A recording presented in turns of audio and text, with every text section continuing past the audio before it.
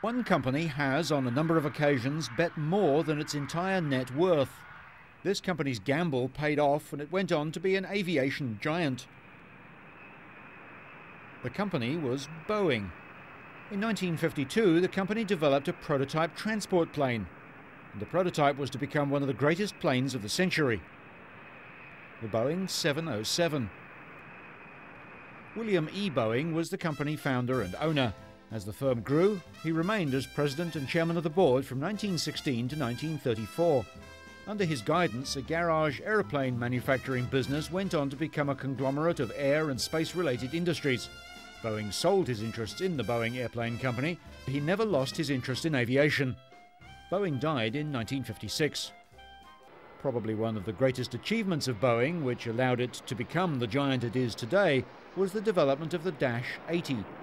It was the prototype for the 707 passenger jet and the KC-135 jet tanker, and it became the first member of the 700 family of commercial and military jets. 72-year-old William Boeing came back to visit his former company for the rollout of the Model 367-80 on May 14, 1954, at the Renton, Washington plant. His wife, Bertha, christened the yellow and brown aeroplane, and the Renton High School Band played the Air Force theme. The commercial version, the 707, faced tough competition. However, on October the 14th, Pan Am ordered 20 707s. Disappointingly for Boeing, Pan Am ordered 25 DC-8s on the same day. The 707 entered commercial service in 1958 when Pan Am flew it from New York to Paris in 8 hours and 41 minutes, twice as fast as any propeller plane of its day. With the 707, Boeing quickly took the lead in jet manufacturing. It was a year ahead of Douglas with its first jet, the DC-8.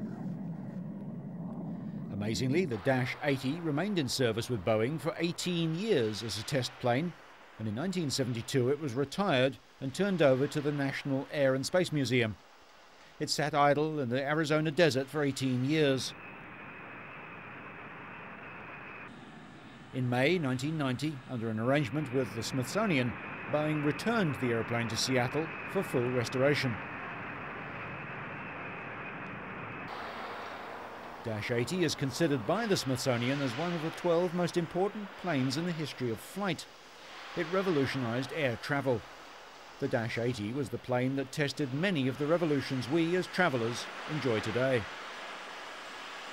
The biggest compliment to Boeing regarding both the safety of the plane and its capabilities occurred in 1959 when an Air Force C-17A landed in Rome.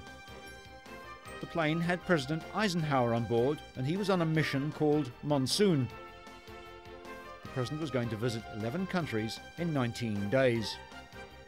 Such a journey on the best plane previous to the 707 would have taken at least a month. This was a clear signal to the world that the jet age had arrived.